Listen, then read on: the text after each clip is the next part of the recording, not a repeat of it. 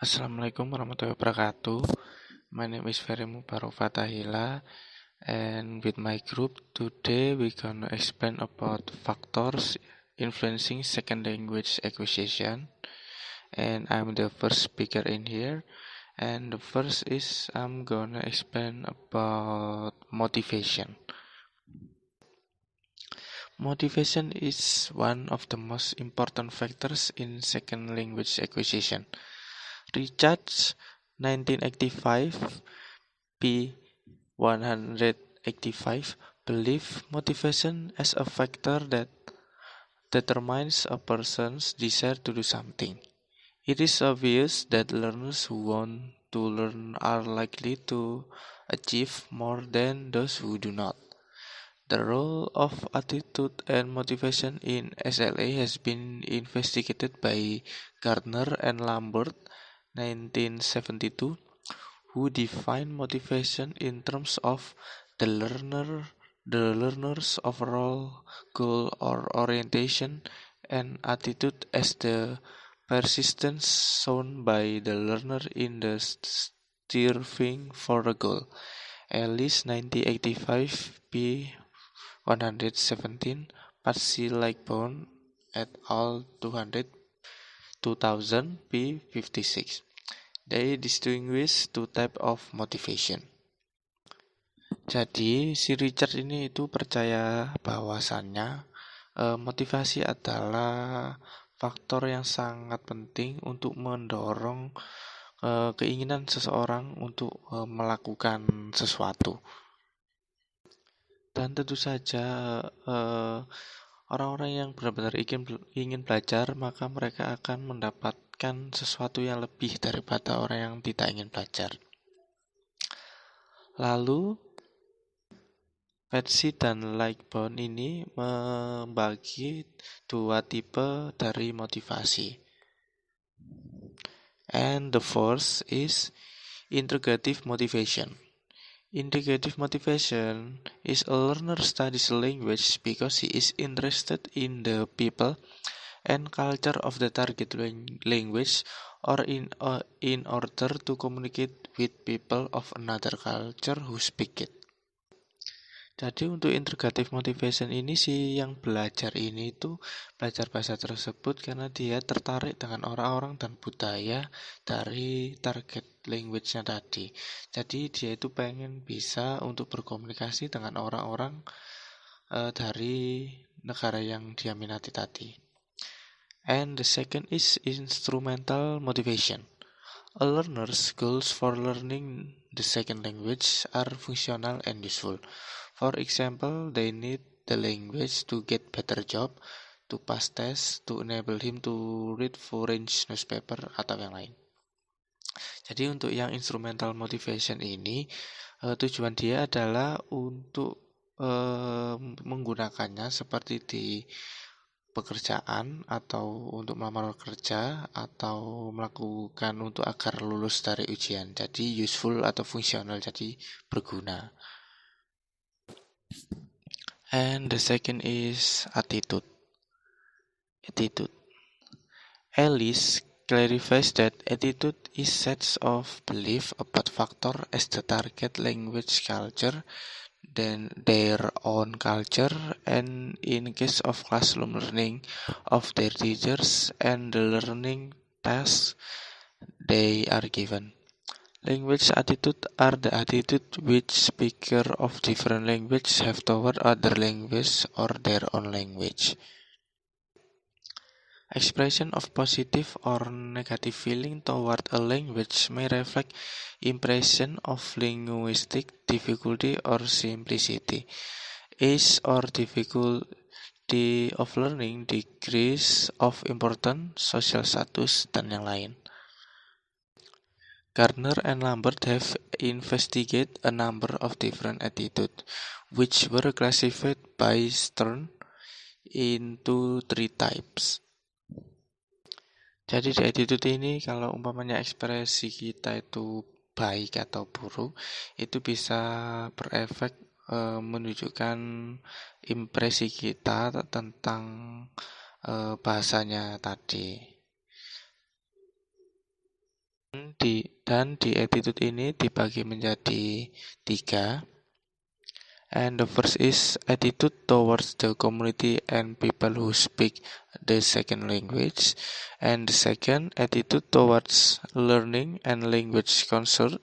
And the third is attitude toward language and language learning in general. Certain personality characteristic and general interest in foreign language of learner can influence them in a positive or negative way. Jadi ketertarikan orang yang belajar second language tadi itu bisa mempengaruhi tentang bagaimana pengaruh dari bahasa tadi menjadi seperti pengucapan positif atau negatif. And the third is age atau umur.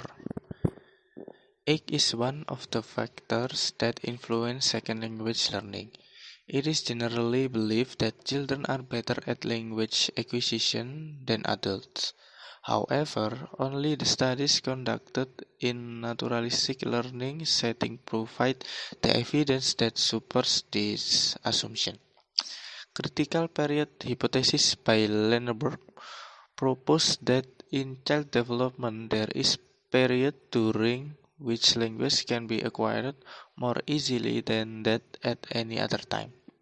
According to him, the critical period lasts until puberty and is due to biological development. He adds that language learning may be more difficult after puberty because the brain lacks the ability and adaptation.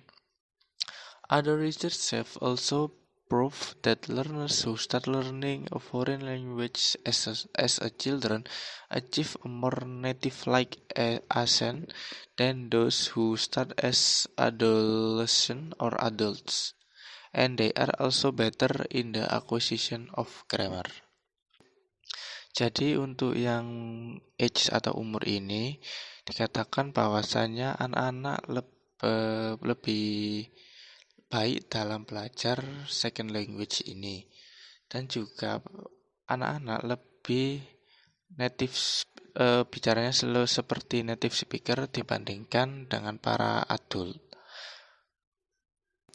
Meskipun begitu, tapi saat para children ini mulai dewasa atau mulai melewati masa puber, mereka akan mengalami agak kesulitan dalam belajar karena karena biologicalnya tadi. Sekian dari saya, terima kasih, and thank you. Wassalamualaikum warahmatullahi wabarakatuh. I'm Ramadan-Isya Pramana. I will explain about intelligence. Alice says that intelligence is generally ability to master academic skills. Intelligence is defined and measured in terms of linguistic and logical mathematical abilities. Success in life and learning should correlate with high IQ test scores. The studies on intelligence show a strong relationship between intelligence and acquisition of a foreign language, but only as far as academic skills are concerned. Learners with high IQ achieve better results on language tests. It is proof that intelligence can predict the rate and success of SLA in the formal language classroom. Jadi, menurut Alice, ini kecerdasan adalah kemampuan umum untuk menguasai keterampilan akademis. Biasanya diukur dengan tes IQ. Dan jika hasil tes IQ-nya tinggi, maka dalam menguasai suatu keterampilan akademis itu akan lebih cepat. Gardner introduced a theory of multiple intelligence. He described 8 types of intelligence. First, linguistic. Second, logical mathematical. Third, spatial. Fourth, musical. 5, bodily kinesthetic. 6, interpersonal. 7, intrapersonal. 8, naturalistic. He states that every person possesses the eight intelligence, which evolve independently at different times and to different degrees. Learners should be encouraged to develop all types of intelligence because they are closely bound and the growth of one area increase the capacity of the whole. Jadi setiap manusia itu mempunyai 8 kecerdasan tersebut. Tidak ada manusia yang tidak dapat belajar second language acquisition karena mereka memiliki kecerdasan untuk menggunakan bahasa untuk mencapai tujuan tertentu. Next, aptitude. Aptitude refers to specific ability a learner has for learning a second language. Ellis says. Pritchett explains that aptitude is natural ability to learn a language. Further, he adds that language aptitude is thought to be a combination of various abilities, such as the ability to identify sound pattern in a new language, the ability to recognize the difference of grammatical function of word in sentence, etc. Kesimpulannya yaitu aptitude di sini adalah bakat atau kemampuan alami yang dimiliki manusia untuk menggunakan suatu bahasa tanpa pengetahuan dan keahlian sebelumnya. I am Nurdina Putri. I will explain learning style and personality. Learning style is also called cognitive style. It is the particular way in which a learner tries to learn something. In L2 or foreign language learning, different learners may prefer different solutions to learning problems.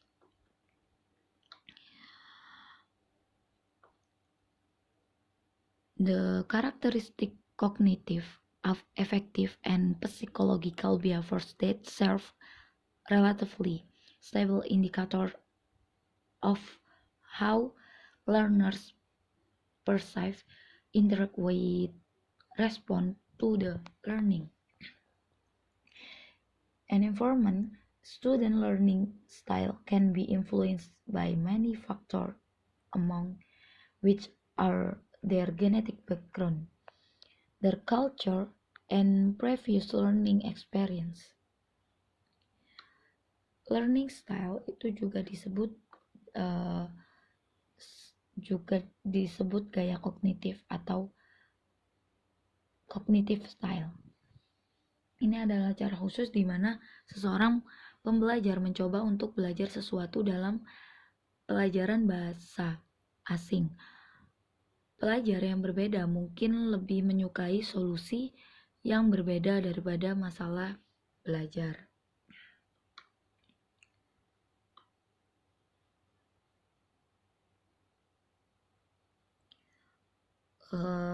Karakteristik perilaku kognitif, efektif, dan psikologi fisiologis yang melayani secara relatif.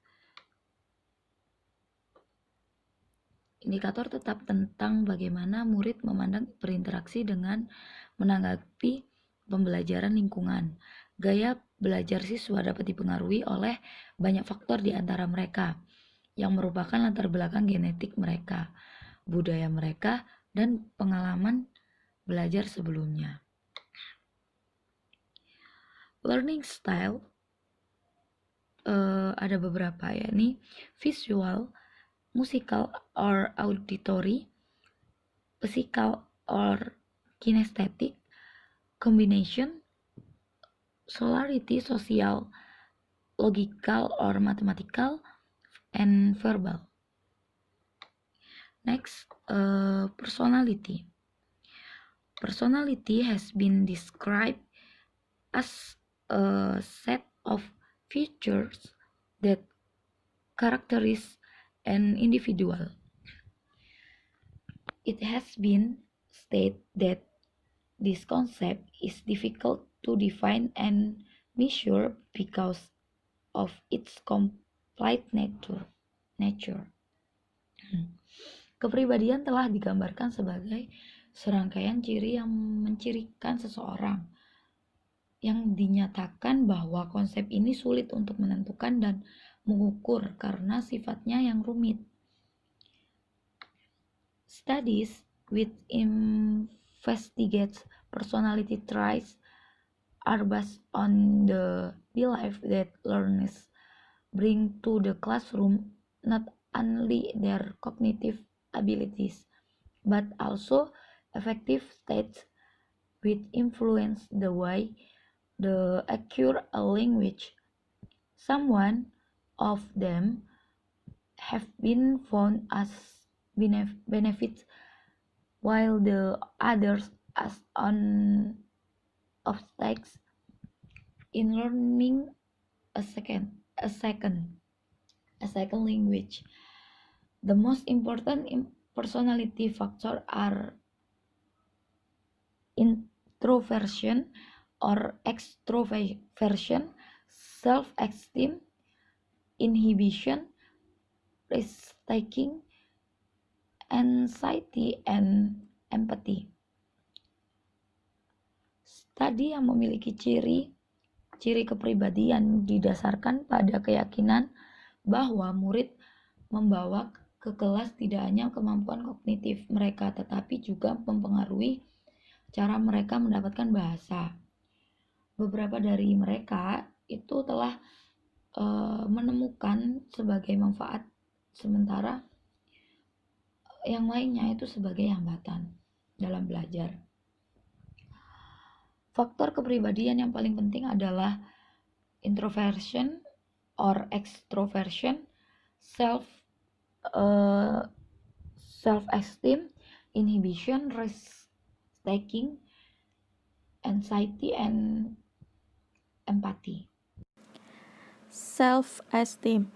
People need some degree of self-esteem, self-confidence in order to success in any activity.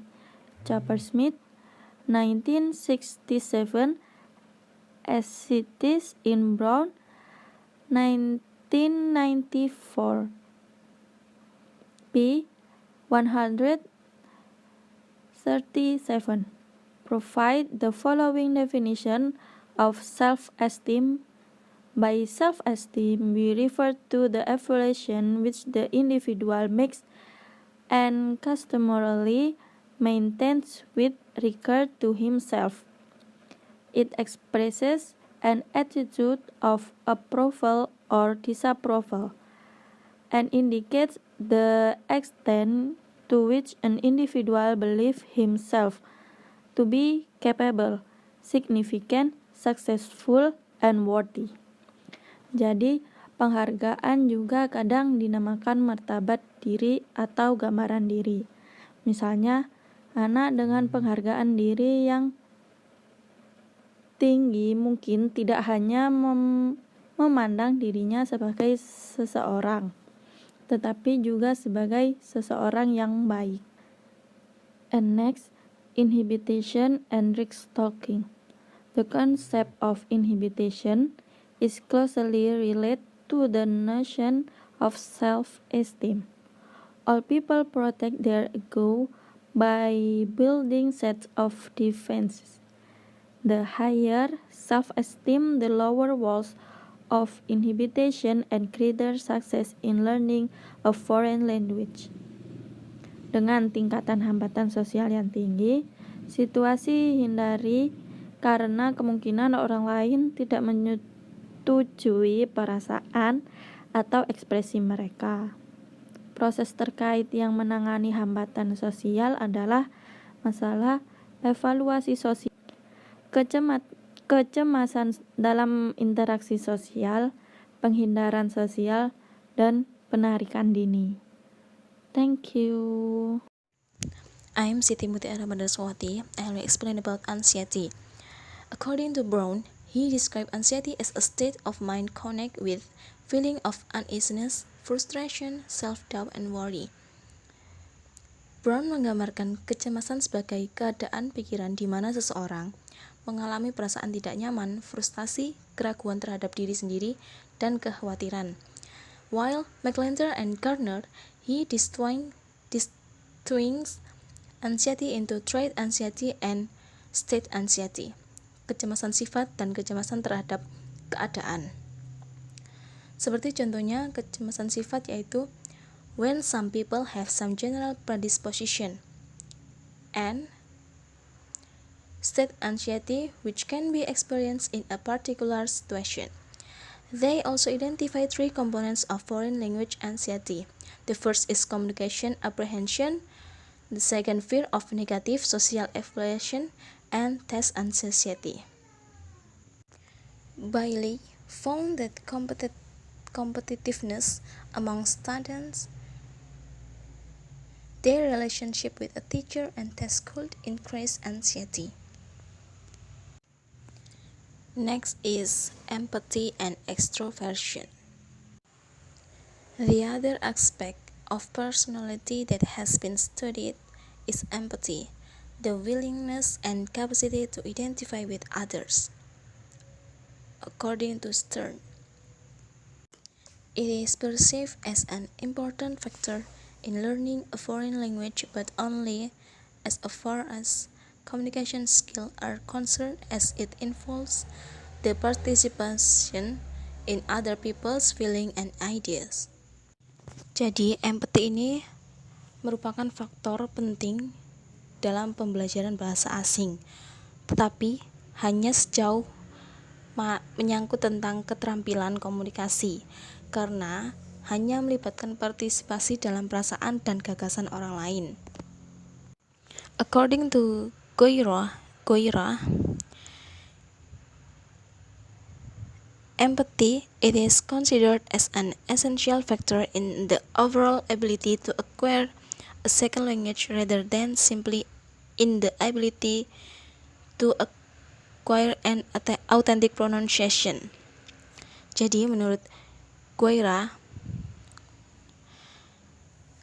empathy merupakan faktor penting dalam kemampuan keseluruhan untuk memperoleh bahasa asing daripada hanya pada kemampuan untuk memperoleh pengucapan yang autentik.